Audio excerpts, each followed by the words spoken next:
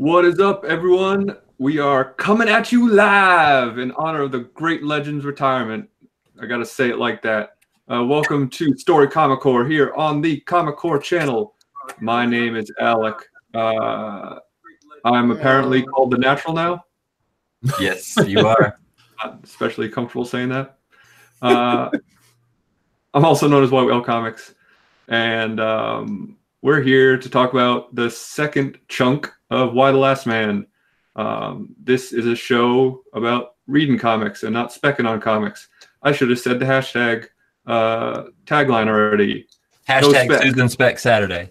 Hashtag Susan Spec Saturday. No spec, no first, no cash, no trends. Or as Comics Source Explains likes to say, no specs, no masters. No masters. Master of puppets. We're all puppets to spec. So I have three fine gentlemen with me today.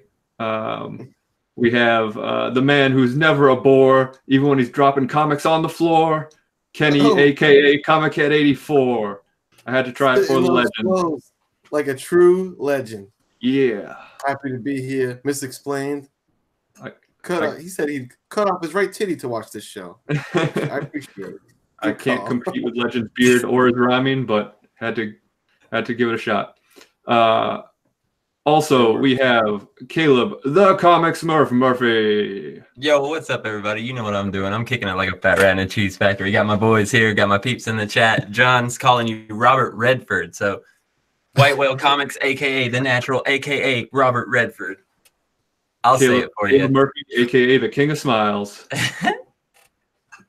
And also in the chat, we have Y290, 90 MF Comics, just getting back from his honeymoon. So we have standing in his place, a worthy replacement.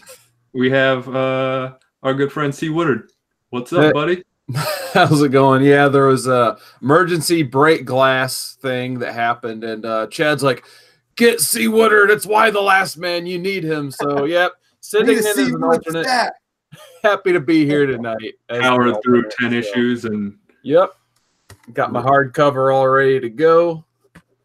So happy to be here. So we're gonna shout out some people in the chat and then we'll jump right into the discussion. Brandon Stowinski right off the jump, beating Caleb, much to his dismay. We have the aforementioned Chad 90 MF Comics Y290. We have Comics Misexplained. We have John's Comics with Kids, just already zinging me. We have Sammy Strikes Back. Hi, Sammy. Comics Addiction, Comic Sam, JD, Bake the Snake. We have Evan. We have Don Dizzle. We have Mad Wook's Den Comics. And C. Woodard just chiming in as well. I'm sure we'll have some other people joining in. Hopefully we can shout them out as they come along. But if I could give my guy Comics Addiction a quick shout out, I think he is literally the first person to ever comment on one of my videos. Remember when I had like 10 subscribers, I was chatting with Comics Addiction. So he's a good egg, and it's good to see you in the chat, brother.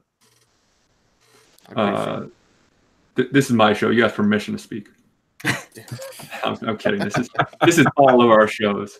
Yeah, John's Comics with Soon, hashtag gone too soon. John's Comics with Soon. John's Comics with Kids, hashtag gone too soon. So anyway, Why the Last Man, issues 5 through 10 is what we read tonight. Man, things are getting buck wild. And not much more buck wild than how the first page of issue 5 starts. I know we kind of teased it a little bit last time, but can I show this? I just did. There it is. That's a hell of a way to start. So, that's one heck of a dream, let me tell you. Yeah, Yorick has a dream about his girlfriend there in Australia, and she says, "Don't come, baby," which I think is a double entendre. Oh yeah, and then right after he follows it up. Yeah, I can't even touch you, he says, and then she's like, "You know why you can't? Because you're gonna bring doom on humanity."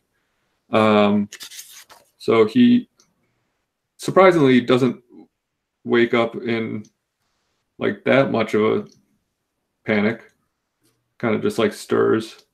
But apparently he was screaming according to 355. Yeah, and she's just chilling over there chilling with ampersand. They're making fast friends.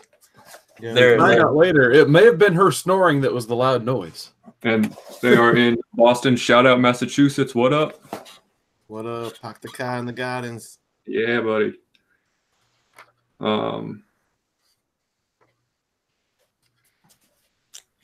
So then he kind of makes fun of her for knitting, which I thought was really funny, especially because she's like, "Hey, you can still kill people with these things," and shows them the knitting needles. He's like, "What are you making, a gun cozy or something?" Yeah. The next scene, the next little scene, postal chick. Yeah, this is like one of those scenes where it's like kind of hard to watch per se. They find this girl who is at least wearing postal worker uniform and who has, you know, one of their stolen motorcycles, which she got from Yorick and crew. And so they're trying to get information out of her. And the queen bee over here is talking about the origin of the C word, which I don't care if she makes it not taboo. I'm not going to say it. You know which one it is. Caca. Not that one. That starts with a K. Damn it. So anyway, they extract the information they want from her, and then she hands Hero a gun, and she's like, "Finish her," in honor of Mortal Kombat 11 coming out this week. Nice.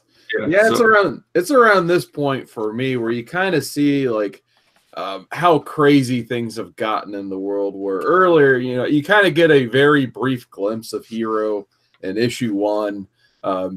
And you know, obviously she suffered her tragedies like everybody else has in her world. But you know, the main C word you need to focus on here is cult to me, because it seems very cultish the way they brainwash these people and have them do their actions for them. So this group of feminists, it's like they're not even that. This is a cult to me, and you know that she has to kill this poor, former postal worker most likely, because she ended up trading some food and supplies for the motorcycle, and unfortunately, she just said the wrong words to upset them, and she got a gun to the head as a result. Right, and to be clear, these aren't feminists; they're crazy people. And like they write her as a pretty, like the writing is well done of the cult leader. Like she drops some really stirring speeches. Like she almost makes me want to be like, yeah, forget man, like just get rid of us. So that's an important part of being a cult leader, like to make them dynamic and well spoken and stirring speeches and all that. And she drops some gems throughout over the course of these next few issues. Yeah, and later on she even says, like, she tells Hero that she loves her and stuff like that, which is a big part of cult leaders, like saying that you're loved by this person that you idolize. And but yeah, I mean, one quick breadcrumb that was like a page before that post office kidnap scene, before we leave 355 in Yorick's talking about Hero, and he says, Hero's always had shitty luck with relationships. Ever since she was a kid, it was a constant parade of losers and quasi-abusive scumbags. Yep. Right, which actually I want to bring up, because we talked about last time how she kind of seemed like very promiscuous, and maybe it's just that's what it seemed like from the outside, but really she was trying to find the right guy the whole time and just had really bad taste. Because Yorick's like, oh, she's finally started dating someone who seemed genuinely like a good dude. So yeah. And going back to the whole cult leader thing, the panel right after Hero shoots that postal worker.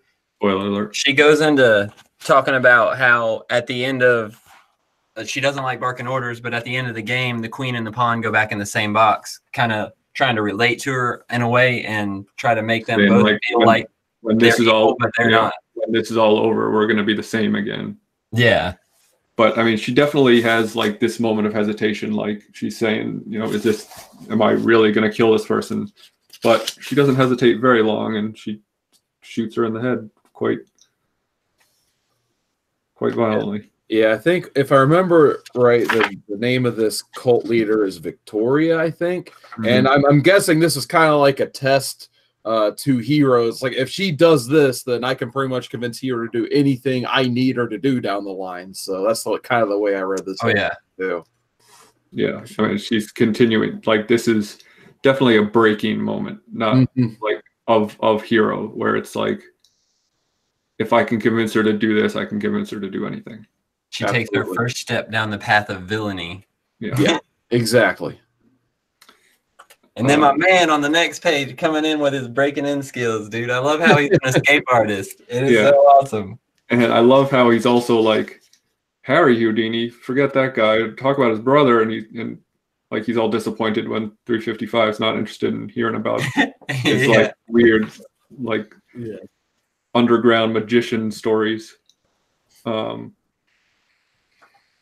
anyway, so they're breaking into this lab to find Dr. Mann, who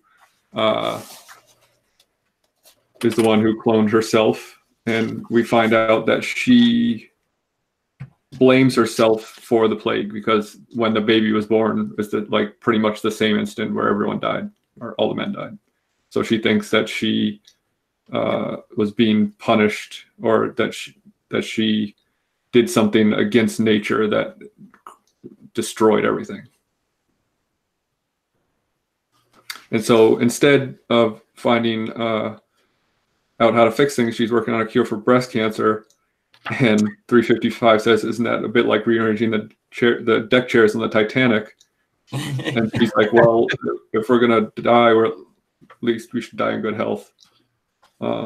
Which I don't know if I follow that logic, because like, sure, breast cancer is a plague, but there's a lot of other ways people die in bad health as women. But I think she was more doing it for comfort, because why else would you be posted up in a lab with a crowbar, you know? Yeah, I definitely feel like she was doing it for, you know, kind of a guilt, kind of a survivor's guilt type of thing, where she was like, I have to do something. I just don't know what else to do. Yeah. Yeah, I definitely like this part where Dr. Mann gets introduced to 355, York, and Ampersand, especially Ampersand, because as soon as York and Ampersand walked in, he's like, look at those canines. And he's like, yeah, I get that. He's like, wait, what? And it's like, no, I'm talking about the monkey, not you. Obviously, you're a man, but hey, the monkey. It's because he's so used to having all the attention put on him. Yeah, she like immediately is more fascinated by a monkey.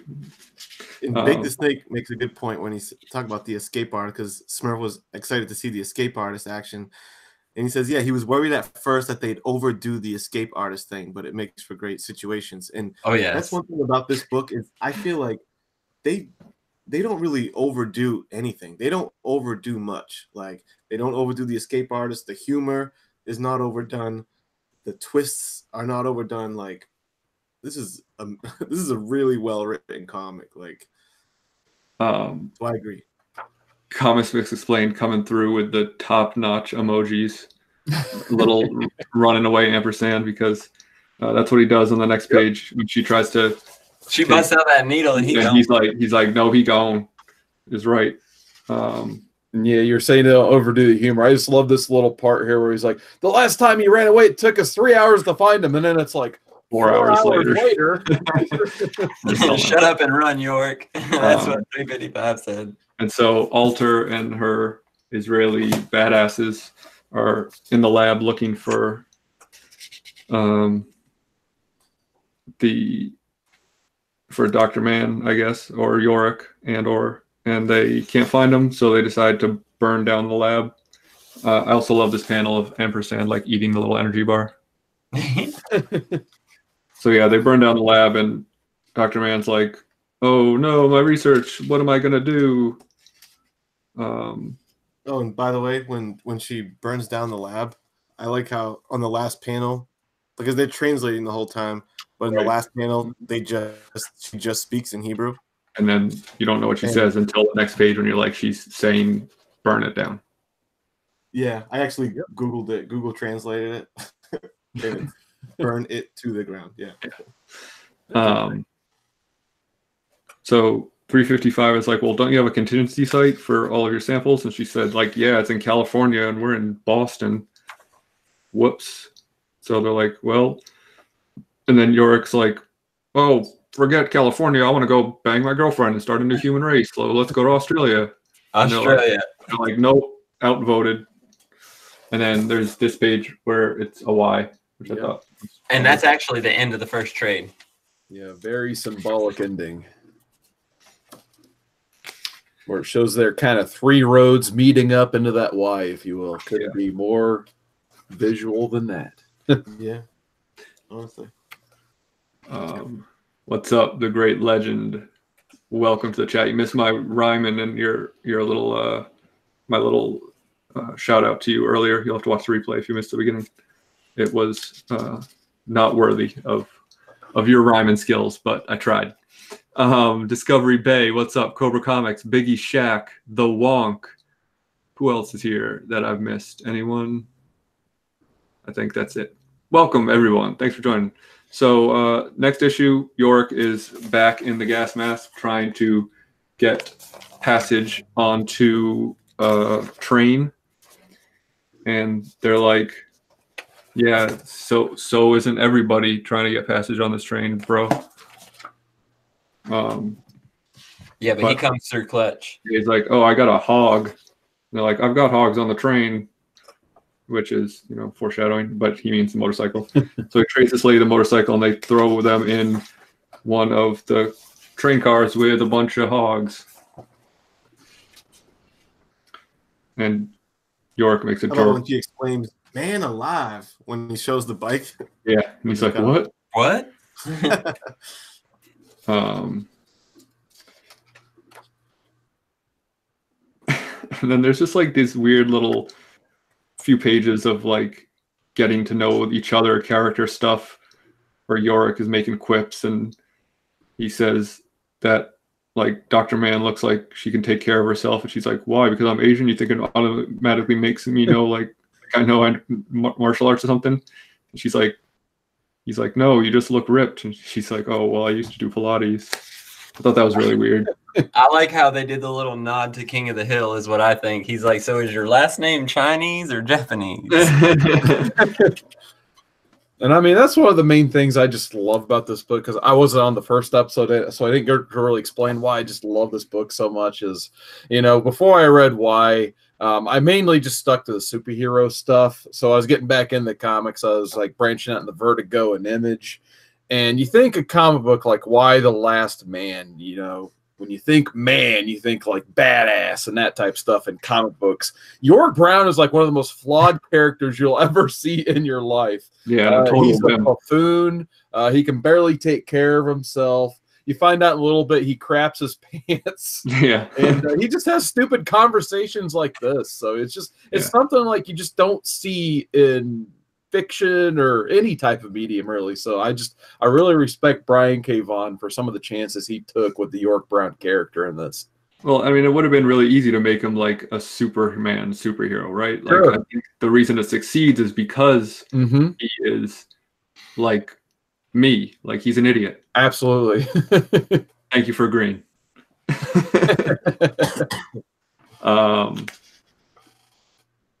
Next, we go back to the Amazons. Yeah, and Fenway Park, kid, go Sox. Oh shit. Where Hero is definitely taken out some aggression about. And she's kicked up a few notches, because I think did she have the breast removed last we seen her? Yeah, when she's first introduced, that we see her without. Oh, that's right. That's right. Yep.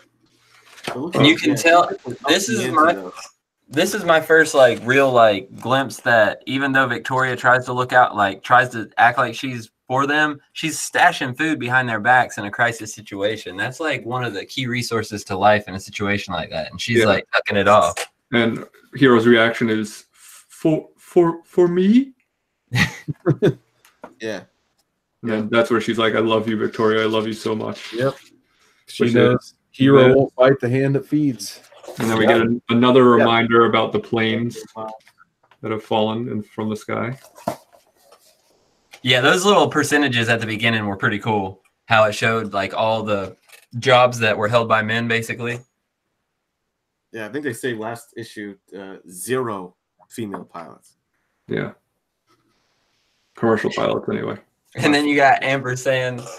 Do y'all think he trained Ampersand to steal stuff, or do you think the monkey just did it on his own? Oh, I think he stole it and he blamed the monkey. Yeah, that's kind of the way I read it too. But who knows? Yeah, you can always blame mischief on Ampersand. On little monkeys. And then non-Amazon women attacked them, saying that train hobos. they prefer the term homeless bozo. Get it right. Yeah, they kind of are like more or less mafia of the rails, saying like, if you're going to ride our cars, you need to pay for it. Got to pay the toll. And you got to pay the troll toll if you're going to get in this train's hole. And so 355 is about to just like shoot them both, and Dr. Man's like, no guns. Ruins everything. I know. It just really makes a pig's ear of it. Get it? Because they're in the car with the pigs. I've never heard that expression. That makes a pig's ear of it. What is that? It means it make things worse than it should be. Whoa, it's a thing. It's a deep cut. Yeah, I'm 1,000,000 years old, so it's like saying like it's the bee's knees. Hey, I still use the bee's knees. All right. It's a cat's pajamas. So anyway, Yorick tries to tackle one of them and promptly gets like judoed right out of the train. Bye. Yeah, he gone. Then 355 does her thing and one punches. She has to throw the other chick out. You're just like, yeah, your brain's dead. Pop your nose right in your brain. And then they have 355 and Dr. Man have an argument about how they're going to jump out of the train, and Dr. Man's like, well, I'll just meet you in California. I'll be okay. And then she straight throws her out of the train, throws Mama from the train. Yeah, and then, great. That's what this book does good, where it's like, you think, okay, we went through some conflict, but they made their way to the train and they're heading to California. All right, I wonder what happens when you get to California. Da da da. Boom! Before you know it, thrown off the train, chaos. Not even gonna make it. Like, this book does that a lot. Of like, you're not comfortable for very long until they turn things upside down. And this is the kind of the point in the story where I realize it's kind of similar to Lord of the Rings, where it's like this. It's really the hero's journey, like quite literally, where they're trying to get the ring, which is Yorick, to Mount Doom, which is California. Oh yeah, it's definitely a quest for sure. And it's like that great archetype of storytelling where it's this like literally this journey, like both physically and hypothetically, kind of symbolically, where they are actually traveling. And I think the travel itself makes it for, it because if they're just like kind of stationary, sitting in a city, letting things happen to them, I don't know. It's kind of like where Walking Dead lost me, where they were just in the prison and like stuff's happening to them. But like when they're on the road, it's way more interesting. Absolutely. Yeah. It doesn't get stagnant. They're always moving. And you get to meet all the different eccentric people along the way. It's a great way to just introduce new characters. And traveling, we went to the city, here's these people. It just keeps things fresh, And speaking of, Preacher did the same thing. Yes. where they were constantly on the move, so they're constantly in these new towns, finding these new people, these new eccentric nonsenses. Whenever 2 we, DeVito references. I'll try to make it 3.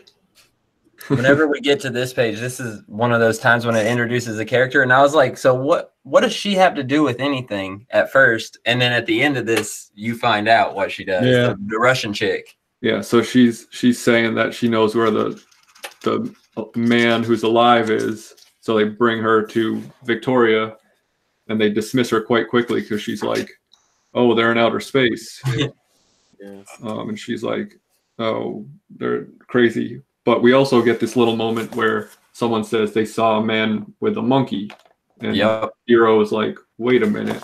So that's her first kind of moment where she thinks, could it be Yorick? But when you look at her face in that panel, it looks like there's concern, compassion. Like Hero's interesting, where she, like her path to where she kind of ends up. Like, Yeah. She's easily manipulated for sure. Yeah, she's slowly being brainwashed, but in this panel, she's not all the way there yet, but we'll get there. And then it cuts back to the best character in the movie or the comic. Ampersand is chilling on a hill, Saving Yorick again. saying "ha ha ha," and then this like total babe in this knitted sweater comes along carrying water, and she's like, Now you're in Ohio. Did the zoos open up? Yeah, and you're in Ohio, and then she sees a little passed out present, and she says, "Thank you, Jesus." thank you, Jesus. These covers, man, I have got to get some of these Men. covers. Yeah, she's got an instant lady boner for Yorick. Is that an okay thing to say? I don't know. Hey guys, did you hear my "It's Raining Men" joke? I Yeah. did not. It was good. All right. Yeah, you definitely got to shout out Gigi Jones on these awesome covers too, Caleb. Those are man. awesome. They are insane, man. Yeah, and this one even has like actual leaves over the art. Exactly, like they're falling, like you're actually there. Great. Uh, I think he only does like the first 10 or so, though. Yeah, as I say, he's not on the whole series, but he's got a good chunk of the first ones. John's Comics Kid says Hero is such a compelling character because she wants to be appreciated so desperately. She works so hard and struggles so much. I think that's true, and that goes into something she says a bit later. So we open up the next issue with Dr. Mann, who was like all just excited about jumping from a train. She's like, "My glasses aren't even scratched. How are you?" And 355's like, Gurgle, gurgle. straight domed. Nice rock pillow there. How creepy is the entry to this next panel? So good. Yeah. The art is Absolutely really good. fantastic. It's like a little misery-ish, Yeah. except that They're in Ohio. He's there in Ohio, and she's not chained to the bed. Yeah, but luckily for York, he's thinking more of Back to the Future than Misery. Right. Shout out to Leah Thompson. Yeah. See, right? He's like, "How the hell do you know my name?" She's like, "Your membership card for the International Brotherhood of Magicians." And she's like, "What are you, like, David Blaine?" Which is another like pretty dated reference. Is he still a thing? Yeah. And he's Yeah. like, I'm Someone nothing say like David Blaine. He says, "I'm nothing like David Blaine. Thank you very much." Yeah. You guys seen that Brie Larson video when she tells Thor, "Thank you very much"? No, No. please. Brie Larson is promoting the Avengers movie with Thor, and he's like ribbing her, and he's like, "Hey, you do your own stunts, eh? What do you want to be, like a Tom Cruise?"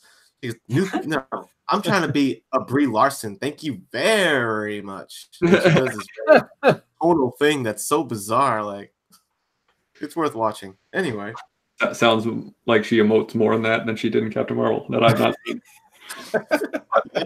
yes. I'm gonna throw out that joke because that's what I've heard. You sounded exactly like Chris Hemsworth, though. And then we got our first I look like, man butt of the story. yeah. I was wondering when that was gonna happen. What did you do with my pants? I would ask the same question, And then that's when she's like, you had an accident, I'm a big guy. But then like they immediately bond over David Bowie, which like right on, David Bowie rules. But how do you go from like, you kidnapped me and stripped me and stole my pants and you crapped your pants, that's why I took them, to like, hey, maybe you want to make out? They're like close to it too. And until she brings up Beth, and he's like, oh right, this girlfriend that I've only ever talked about this whole time, which is why I keep wanting to change the plan. It's just Let's try to go to Australia. Like out the window as soon as some other girl shows interest, which like is buck wild because it's nothing but women. Like in fairness, Sonia's the coolest. Like she is real. I mean, she knows the correct lyrics to Fame. Yeah, as I say, I think if someone mentioned Fire Walk With Me, there would have been a sex scene at this point.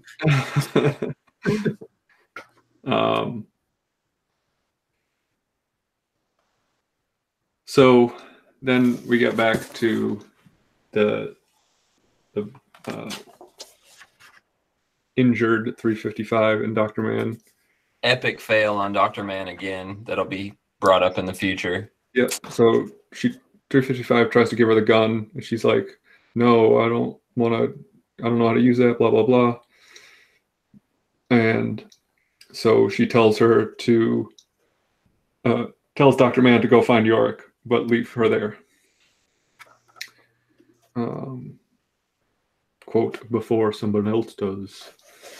Cut to Boston, Massachusetts. Wicked hot. Chicks on hogs, brother. Chicks on hogs, yeah. So they're chasing the woman who they gave the they traded the hog to, and Hero shoots her in the leg, and Victoria's like, "Oh, nice shot." And she's like, "Oh, I was aiming for the tire." You'd think after amputating one of your breasts, you'd be better at shooting. Yeah, but also like the way she is shooting in this pose, I don't know. She's like shooting like in a way that wouldn't even help her. Very true. Hey, I dare anyone to try to shoot a bow and arrow off the back of a motorcycle. Yeah, sure, I couldn't do it. Yeah, it's just also pretty badass.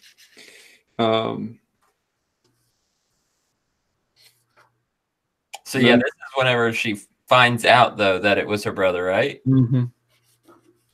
Yes. Well, and then Victoria says, "We're looking for a disguised male, not an organ grinder." Because she keeps bringing up the monkey thing, and she's like, "Who cares about the monkey?" Like, which also again doesn't make sense to me, because if Hero was like, "Hey, I think I might know who this is. I can help us find him," and she just dismisses her so quickly. Because it's like she doesn't speak up for herself. Because it's like not her idea. She doesn't care about it. I don't know. She's quite full of herself. Yeah. And then we get another really cute panel of Ampersand holding a teddy bear. Yeah, no, dude. Ampersand is the star of the show. Yeah, he's loving this whole Ohio experience so far. He's sitting on the girl's lap earlier. Now he has a little toy. He's having a great time. Yep. And then he's like, "Oh, I should get out of here before anyone else finds out." And she's like, "Oh, this is a town of 67 gossiping women. You think that I could keep it a secret?" And like the whole town is there seeing him. And he's like, "Yeah, crap." My York impression. Yeah, crap. And then you got Ampersand's little facial expression. Yeah, so cute. Yeah, he's smiling again. From Massachusetts, York? Well, he's from Ohio and New York, I guess, right? Yeah, he went. Boston was where his sister was, though, right? Yeah, but yeah, he was born in Ohio, and then the only other place I think we know that he lived is New York, right? Mm-hmm. Yeah. We can assume that Hero picked up the accent because she's been there for a while. So yeah, so when we do Hero dialogue, she's dropping those eyes, kid. Yeah, wicked. So Kenny and I can handle those. we meet the babes of Millbury. Yeah, and he's like, "Hey, there are no children here," and he's like, "Oh yeah, I guess I'm the youngest one here. Weird, never thought about that." And then he notices they have electricity and that they have fresh food, and he's like, "This is paradise." Oh yeah, I was about to say he landed in paradise. No joke. And then we get to meet kind of the matriarch of the town, old. Yeah, Lydia's awesome. Dude. Yeah, she's a Dude, hard ass. she is the best. Yeah. She don't take no guff from nobody. No guff. And she brings up the cool point of like, from her perspective, back during World War II, when all the guys were off at war, she's like, "What do you think we were doing? We were running the show." Yeah. So we know how to do stuff out here. Maybe you city folk don't know how to do stuff, but yeah, us middle Americans in farmed country, we know how to take care of ourselves. I thought that was a good point until I noticed she was probably the only one old enough for that to be a valid point. Yeah. Yeah. All right. Something's weird about that statement, but okay. But, suspension of disbelief. Dr. Mann then comes running up and he's like, "It's cool. She's with me." And they're like, "We don't know who you are. Why should we try?" Be good. He basically like just spills the beans about everything they're doing too. He's like, "Oh yeah, she works for the government, yada yada yada." Yeah. Once again, Yorick is just like not subtle or like, taking off his mask all the time and just saying whatever hell he wants. He's not. Yeah. He tries, but he really sucks at it. So that's just part of the charm of Yorick. He's good at escaping, not at hiding. Yeah. Yeah, exactly. And then we have Hero being a total badass, like off the rails badass, where she's stabbing people in the hands and threatening to kill people. I really like this panel where she holds up the gun and just says "bang." Yeah. Yeah. Like I could have just killed you if I wanted to. And she gets information that it is in fact Yorick who the guy is. And the line, guess so, why, you know him or something? She's like, "Since the day I was born." Yeah, you kind of see the series of looks on her face. She goes from like shock when she's like, "Yorick?" And then now she's just like, she knows she kind of, it's like, does she have that big problem killing her brother, or is she ready to kill her brother because of the whole like father complex they talk about a little bit later? Or is it that she is coming to grips with the fact that she's going to have to kill her brother? Exactly. Yeah. A lot of different kind of stuff. That's what that face looks like for sure. Yeah, and how that's some good artwork to be able to convey that, because that expression legit does look like conflict of concern, like care about him, but like thinking about the fact that I'm gonna have to kill my brother. What are the chances if he's the last asshole on the earth that you have to kill? Of all the men, she's like, "Damn it, I could have killed any stranger. I got to kill that guy." Yeah. And then at the exact same time, these old ladies and stuff are contemplating killing him too. Right. Because they're like saying, what if the government checks up on us, blah, blah, blah. They're being very vague and not doing a lot of exposition, which I appreciate. Something's fishy about these gals. Because it's to make sure they never learn the truth. And that's how the issue ends. And I appreciate how every issue ends on like an interesting cliffhanger and not like necessarily some huge reveal. Yep. Yeah. This is my favorite of all the covers I've seen so far. It's a good one. Oh my goodness.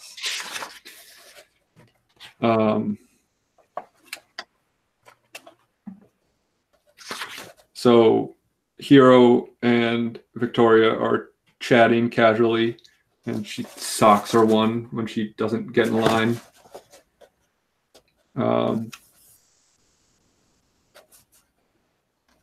And she likens semen to poison because it comes out of your pee hole. You can all a good. She chuckle. does go off on a tangent here. Yeah. And then she's like, "What do you do to save your sisters?" or something like that. And she's like, "I'll kill it." So I think that's the moment when Hero has become fully brainwashed and fully ready to do what is necessary. Yeah, this is the moment where the relationship between Hero and Victoria just gets super weird, and obviously going more toward that brainwashing. He's like, "Do you remember that first time you saw his penis, Hero?" Yeah. And it's like it obscures her face and everything. It's just super weird. Like it's just like she's not even a person at that point, so you can't even see like the emotions on her face during this whole conversation. Biggie Shack says, I don't understand how 84 and White Whale don't sound more the same. Because we're individuals. We're beautiful snowflakes. Yes. Plus, no one sounds like Alec. Alec is a nightmare.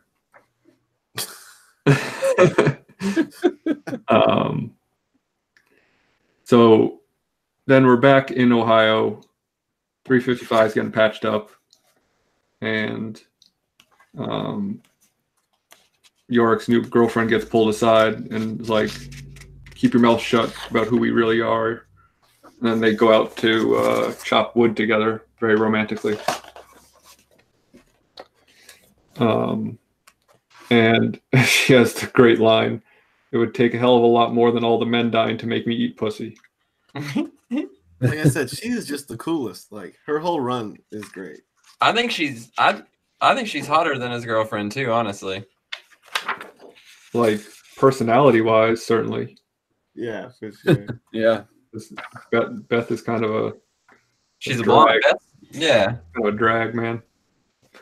And then we get back in the hospital. We get the kind of first hint that both that Dr. Mann is a lesbian and that 355 might have some attraction to Yorick. Because she says, I want you. And Dr. Mann's like, you do? She's like, I'm not sure what to say. I mean, obviously you're and she's like, I want you, Yorick. And she's like, Yorick? Oh, I thought you were talking about me. Boing. Yeah, boy, in that one page, they set that up beautifully. Yeah, for me, it was around. Done. It's around this point where you really get to see the relationship between our trio plus the monkey here really start to mesh a lot better because they just met Dr. Mann. So they're really not acquainted with her yet. But now, like, Yorick's already hugging on her. And, you get to see 355 show those feelings for York that we'll, probably see later down the line and develop in what crazy ways that does. So I definitely think it starts here in this issue. So we do have a time limit tonight because we have another Comic Core show on directly after us, which you should all stick around for. But we still have a little ways to go. So I'm going to kind of breeze through some of it. They get real cozy, and she spills the beans that I guess prison camp. Yeah, that it's a prison camp, that they were all prisoners, and that like, please keep it a secret. And like he straight up barges through the door when he gets back. But, he has no tact at all. He is just. But she's also, I love this panel where she's like, "Your girlfriend's overseas. It must be hard." Talking about the wiener. Yeah, it's definitely my favorite part where you turn to one page. He's like, "Don't tell anybody, okay?" And you literally turn to the next page. He's like, "They're criminals." Yeah, they're all criminals. And he also like Yorick's a dog, man. Yeah, because he's like, "Oh no, I can't. Like, yeah, I have a girlfriend. I can't do anything." But then he's like, she's like, "Show me a trick." He's like, "Okay, I'll guess what color your underwear is." Like, what? I know, for real, right off the bat. And he's like, "Okay, so your panties are black." She's like, "I'm not wearing any panties." And he's like, "Prove it." Yeah, but he could be worse in the situation. And then they start making out. And I really like this detail here in this panel of her being on her tiptoes. Yeah. Nice little touch in the art. But then, yeah, she's like, "We can't do this. I'm a crackhead, and the only reason I'm not on it right now is because I can't get it. And I was in jail, and we're all in jail." And then, yeah, we got they're all criminals. And all the women are like, "Oh, come on already. Like, you did it." And Lydia's like, "Yeah, I killed my husband, and I don't regret it for a goddamn second." Dude, Lydia is a champion, dude. And so Yorick's like, "We got to throw them all back in jail." And then We got Hero. shows up. Yep. It's like, you're coming with me and my sisters. And then another great cover. In another great ending to an issue. Like, Yeah. Another Hero great. blasts through the door of the house like Yorick with a bow and arrow. Like, that doesn't make you want to buy the next issue. I don't know what does. And look at Ampersand's little face. Yeah, he's concerned. So we get a little bit of, and he's like, Hero, like, you're dressed up like an Amazon. What are you doing? And then she clocks him. And he's like, this is all a joke, right? And Dr. Man's like, if it is, jokes got a lot funnier because there's a bunch of them. So then they start kind of like standing in the way, saying like, if you have to go through me to get to him type of thing. And then Victoria gives this big speech about how men imprison women wrongly or more harshly than they imprison men. Well, you know, you're trying to steal money for your families while they embezzle millions for free, and they don't buy it. She has a great line. This was one of the scenes where I'm like, man, they write her as a really charismatic cult leader, because this little statement that she drops when she says, and I'm, again, assuming she's from Boston too, she's like, your imprisonment was also your emancipation, which that's a good point. Your imprisonment was also your emancipation, like to get these women independent, you know, and not relying on men. So your imprisonment was also your emancipation, kid. And once you get past the scales and the blindfolds, justice is just a woman with a sword. Yeah, it's a great line. That's a damn good line.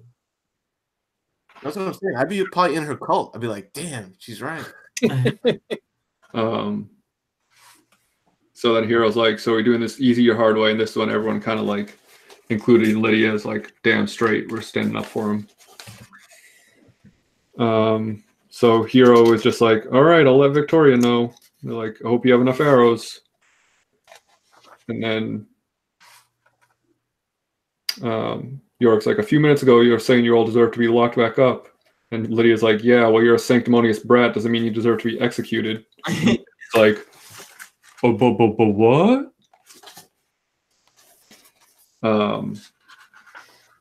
Dr. Man left a gun. Yeah, so then we find out Dr. Man left the gun because she was afraid someone was going to get hurt. Idiot. And then Yorick's like, you know what? I'm going to go out there. Just don't let them touch my monkey. Very sweet. Of course, Yorick's just going to run out there. I'm the last man on earth, but I'm going to put myself in the middle of all the danger every time. And then he says, like, the most pimpin' line I've ever heard to Sonya. He says, and I'm sorry the 2 times I kissed you. She's like, 2 times? You only kissed me once. And then he's like, well, pow, right now. Damn, Yorick, you smooth criminal. And I like how he had the light hitting off of him on that picture, too. Yeah. And everyone else is kind of just like giving him the stink eye in the background. Except for Ampersand, who's like, damn. He's like, give her that poison, player. Like, congratulations on your Ohio girlfriend. Yeah. You got hoes in different area codes. Is that appropriate? Probably not. And then he busts out. He says, relax, psycho, here comes your man. And Hero, that really pissed Hero off. He's like, don't open your mouth to her. And hits him again. And he's like, he thinks that she's doing this is all part of like an infiltration scheme. No, she is not. She is totally into it. Yeah. No. And he says, you Amazons don't know how to shut up and kill a guy, do you? Because, you know, Victoria's going on and on with one of her speeches. And then she's like, on the contrary, observe the fall of man. And we see the gun to his head and then a sound effect. And then see this sweet panel where she's just straight axed. Bam. Dude, what a great way to convey that. Oh, yeah. And you know, I didn't realize until just a few minutes ago, that's the exact same axe from that cover that Caleb liked the best. Exactly. That's the one they're using. Written on it and everything. Yeah. And we find out it was Good job, J.D. Jones. So Oh, with, yes. with the crack shot, just like putting it all on the line, throwing a straight up axe. And for some reason that just like doesn't start everyone shooting arrows except for Hero, who shoots the babe. And I read that as maybe all those other chicks weren't as brainwashed as Hero is. Maybe there was some relief among those other women, especially That's kind of what chicks I've got out of this too. Is I think Victoria really targeted Hero because after she did that headshot earlier in the trade, she knew that this was her person that was going to be her right hand woman. That she would do anything asked of her, whereas the other ones maybe not. Yeah, well, we don't really see her relationship with the other women, so we don't know for sure. But that is definitely a good point. And then he kind of holds her as she's dying, and she says, "I bet your girlfriend is pretty," which is like a heartbreaking thing to say. And then she says, "I saw this documentary on TV. They said lions. They said that lions," and then she dies. So yeah, right in the middle of it. And if JD is still in the chat, I wanted to know. Is that a Pieta? I don't know. Oh, does that count as a Pieta? He would have to be standing holding her, right? Yeah, I don't know. And so then York goes like straight villain, and he asks to see the gun and points it at Hero, who says, "Do it, please." So she is definitely qualifies as a maybe, JD says. And again, like another beautiful panel with the light. Yes. Yeah.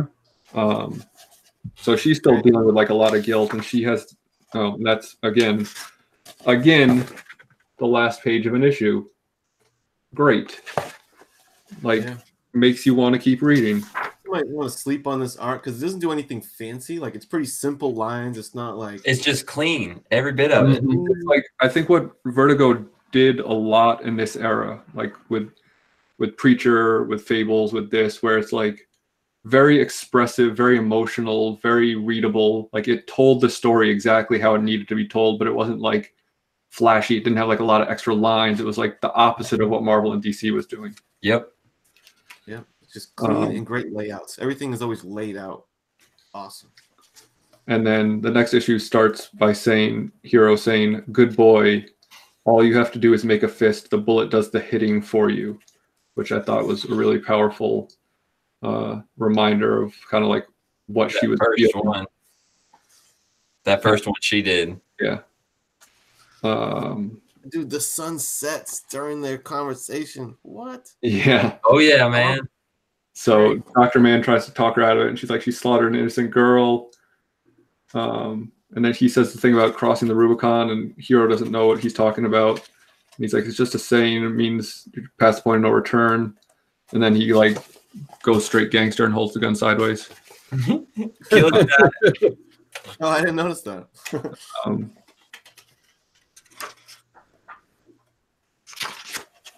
And then she's like, "Dad, you're always Dad's favorite. You're the smart one. Blah, blah, blah. Whine, whine, whine. You were supposed to shoot me, blah, blah." And then he's like, "No, you were wrong. Dad always liked you best," which this is a really interesting page because it's like a splash page, but there's extra room.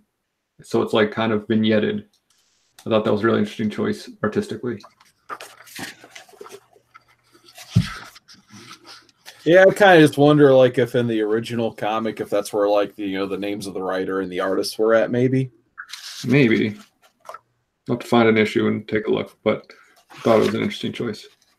Yeah, and so she's like, "What are you doing? You're supposed to shoot me." Like she's saying, like, this was supposed to be my martyrdom, I guess.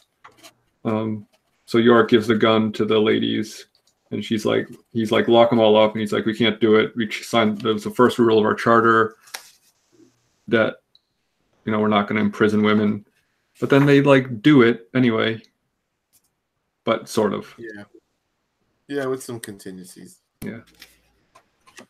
And then we're back in Massachusetts, kid, with Alter, who's just like quietly she's like Jason. She's like quietly just pursuing them, like kind of forget about her, and then every once in a while you're like, oh damn, like if she ever catches up to them, they are screwed. They got a helicopter with a friggin' minigun on it. And yeah, I like that she's having that mysterious conversation with someone in the Dr. Claw position from Dr. Claw. Dr. Claw just needs a cat. All right. But I think I know who that person is now. Maybe. So then we see Yorick kind of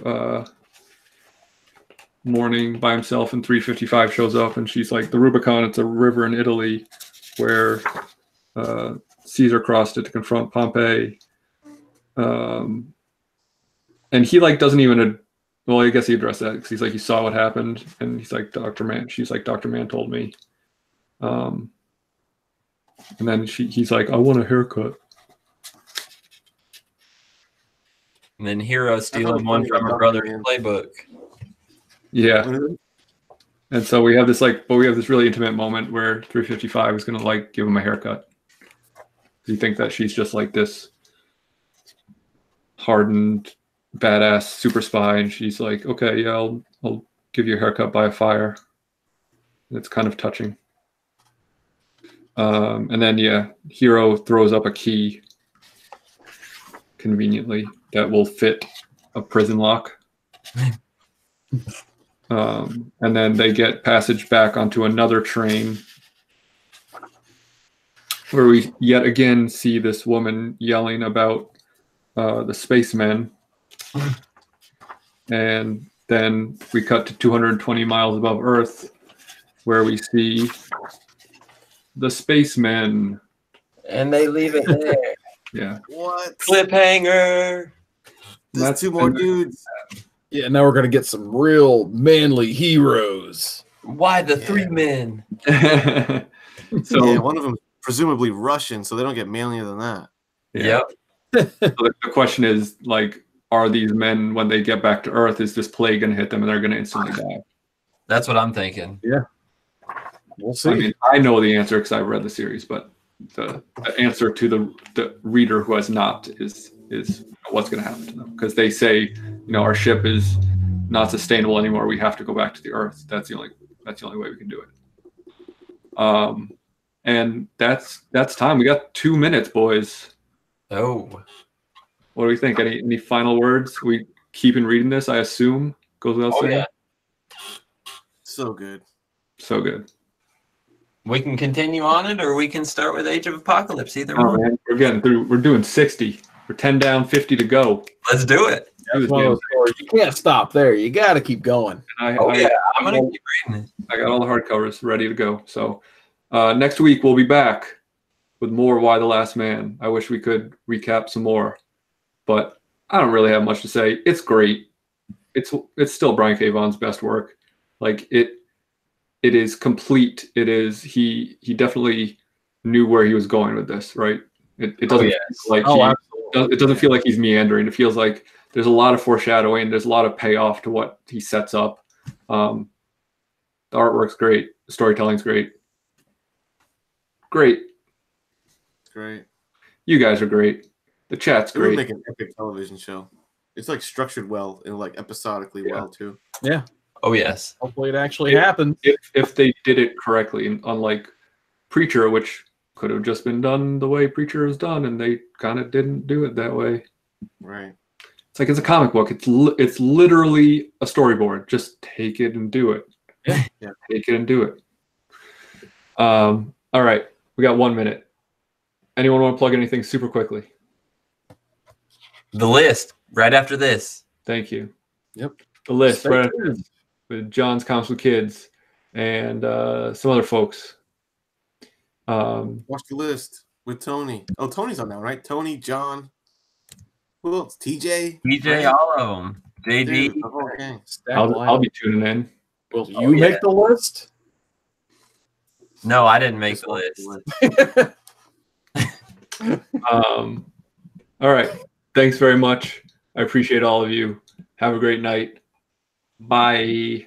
Never turn your back to the ocean. You said it, not me.